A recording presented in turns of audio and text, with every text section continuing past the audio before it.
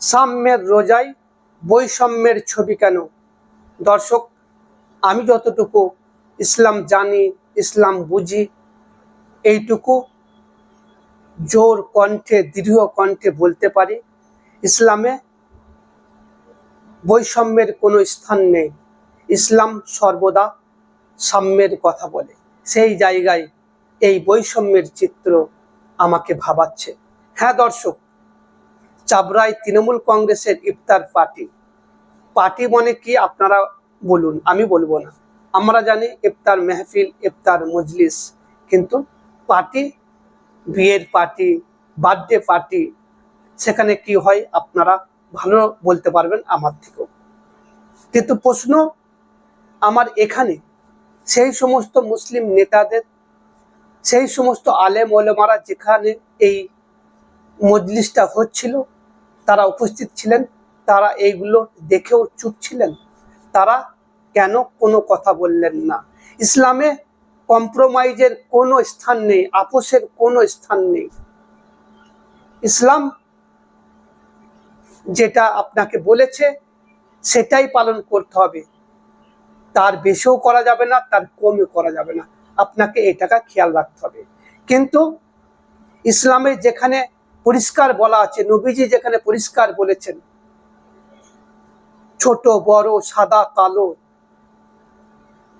গরিব ধনীদের মধ্যে কোনো পার্থক্য করা যাবে না। ইসলামের কাছে সবাই সমান।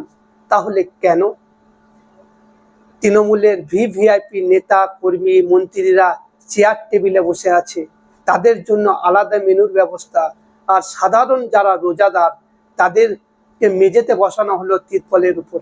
কেন এই বৈষম্য? কিসের জন্য? ইসলাম কি এর অনুমতি দেয়? এইটা তো দেখে মনে হচ্ছে এটা ইফতার মজলিস নয়, এটা হচ্ছে ভুরিভোজের মজলিস, ভুরিভোজ পার্টি নেতাদের। দেখুন, এখানে অনেক অমুসলিম নেতারাও আছেন, তাদেরকে বলবো, আপনারা সেহরি খাননি অথচ ইফতার করতে বসে পড়েছেন, এটাকে সম্প্রীতি বলছেন? এটা সম্প্রীতি নয়, এটা হচ্ছে ভণ্ডামি। এটা সৌহার্দ্য নয়, এটা ভণ্ডামি। সম্প্রীতি তো তখন হবে যখন আপনি রোজাদারদেরকে নিজের হাতে খাওয়াবেন, ফলগুলো দিবেন, তরকারি দিবেন, লুচি দিবেন। আপনি রোজা বা ইফতার করতে বসবেন না, এটা হচ্ছে সম্প্রীতি। আপনি সেহরি খেলেন না আর ইফতার করতে বসে গেলেন শুধুমাত্র রাজনৈতিক উদ্দেশ্য চরিতার্থের জন্য, রাজনৈতিক সিদ্ধি লাভের জন্য। আর তৃণমূলের সমস্ত মুসলিম নেতাদের বলবো, আপনারা একটু ভাবুন, এটা ইসলাম অনুমোদন দেয় না। ছোট বড় করার অধিকার আপনার নেই। প্রকৃত রোজাদারদেরকে আপনাদেরকে অপমান করার কে অধিকার দিল?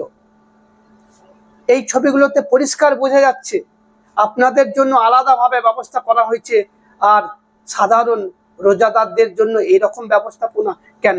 সবাই যদি মেঝেই রোজা খুলে, আপনারাও মেঝেই বসবেন, আর আপনারা চেয়ারে বসলে ওরাও চেয়ারে বসবে। এইটাই তো ইসলাম। তাই বললাম, সাম্যের রোজায় বৈষম্যের ছবি কেন? এইভাবে সম্প্রীতি দেখানো যায় না, এগুলো ভণ্ডামি ছাড়া আর কিছু নয়। দেখুন, ইসলামে কোনো কম্প্রোমাইজ হয় না। নবীজি যেখানে পরিষ্কার বলেছেন, আরবের ওপর অনারবের কোনো শ্রেষ্ঠত্ব নেই, সাদাদের ওপর কালোর কোনো শ্রেষ্ঠত্ব নেই, কালোদের ওপর সাদাদের কোনো শ্রেষ্ঠত্ব নেই। শ্রেষ্ঠত্ব কেবল তাকওয়ার ভিত্তিতে। তাহলে কেন আমরা ভাগ করছি? ছোট বড়, সাধারণ, ভিআইপি, আমরা কেন ভাগ করছি? ইসলাম তো ভাগ করতে শেখায় না। ইসলাম বলেছে, তোমরা গরিব দুস্থদের পাশে দাঁড়াও, তাদের উপর অত্যাচার করো না। তুমি যা খাচ্ছ তাকে সেটা খাওয়াও, তুমি যা পড়ছো তাকে সেটা পড়াও, কারণ তারা তোমার মতো মানুষ। একটু ভাবুন তো, আপনি চেয়ারে বসে খাচ্ছেন আর আপনার ভাই সে মেঝেই বসে খাচ্ছে। নবীজি বলেছেন একটা মুসলমান আর একটা মুসলমানের ভাই। তাহলে আপনি কিভাবে এই বৈষম্য করতে পারলেন? এটা রোজাদারদের অপমান নয়? দর্শক, আপনারা বলবেন, আর এইটা যারা ইসলামিক স্কলাররা দেখছেন তারা বলবেন এটা ঠিক করেছে। এইভাবে ভাগ করে আপনারা বলুন। আর তৃণমূল কংগ্রেসের মুসলিম নেতাদের বলবো, এইভাবে সম্প্রীতি দেখানো যায় না। সম্প্রীতি দেখাতে গেলে একজন মুসলিম হিন্দু ভাইয়ের আপদে বিপদে দাঁড়াবে, পাশে থাকবে, আর একজন হিন্দু ভাই মুসলিমদের আপদে বিপদে পাশে দাঁড়াবে। সম্প্রীতি মনে এইটা নয় টুপি পরে আমি মন্দিরে চলে গেলাম। সম্প্রীতি মনে এটা নয় যে হিন্দু ভাই তিলক কেটে মসজিদে চলে এলো। এটা হচ্ছে ভণ্ডামি। অতএব এই ধরনের লোক থেকে দূরে থাকবেন।